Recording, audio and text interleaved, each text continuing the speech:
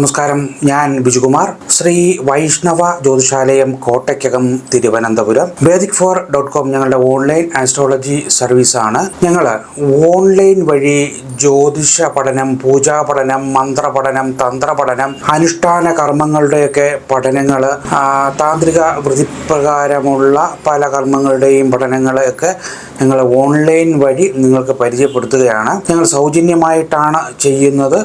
ദക്ഷിണ തരാനുള്ളവർക്ക് ഡിസ്ക്രിപ്ഷൻ ബോക്സിൽ ഗൂഗിൾ പേ നമ്പറുണ്ട്, ദക്ഷിണ അയക്കാം.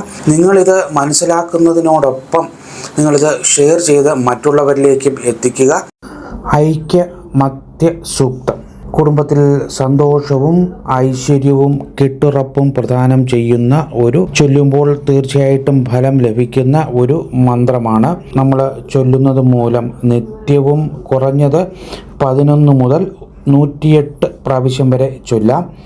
അതുപോലെ നമ്മൾ യാത്ര ചെയ്യുന്ന സന്ദർഭങ്ങളിലും ഇത് ചൊല്ലാവുന്നതാണ്. അപ്പോൾ പ്രത്യേകിച്ച് നമ്മളിത് ചൊല്ലുമ്പോൾ നമ്മൾ ഏത് കുടുംബാംഗങ്ങൾക്കാണ് തമ്മിൽ ഐക്യം വരേണ്ടത് എന്നുള്ളത് നമ്മൾ മനസ്സിൽ സങ്കല്പിച്ച ശേഷം ഇഷ്ടദേവനെയും ഇഷ്ടമൂർത്തിയെയും കുടുംബ പരദേവതയെയും പ്രാർത്ഥിച്ചതിന് ശേഷം മാത്രം ചൊല്ലി തുടങ്ങുക.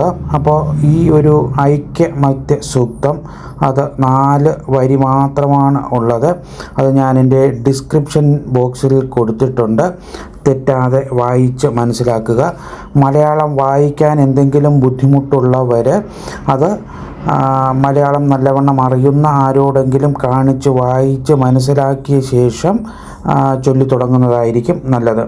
അപ്പോൾ ഈ കാലഘട്ടത്തിലുള്ള കുടുംബ കാര്യങ്ങളിലുള്ള തർക്ക വിഷയങ്ങൾ മാറുന്നതിന്, ഭാര്യാഭർത്താക്കന്മാർ തമ്മിലുള്ള പിണക്കങ്ങൾ മാറുന്നതിന്, കുടുംബത്തിലെ ഏവരും തമ്മിലുള്ള പിണക്കങ്ങൾ മാറുന്നതിന്, മക്കളുമായിട്ടുള്ള പിണക്കങ്ങൾ മാറുന്നതിനും, സഹോദരങ്ങൾ തമ്മിലുള്ള പിണക്കങ്ങൾ മാറുന്നതിനുമൊക്കെ നമുക്ക് ഈ സൂക്തം ജപിക്കുന്നത് മൂലം നമുക്ക് കൂടുതൽ നേട്ടങ്ങൾ ഉണ്ടാകും.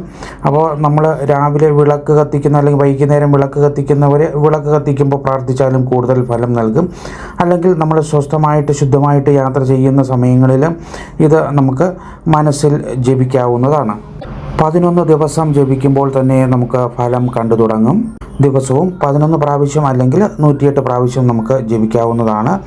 എത്ര സംഖ്യ കൂടുതൽ ജപിക്കുന്നുവോ അതിന് അനുസരിച്ചിട്ടുള്ള ഫലം മാറി വരും.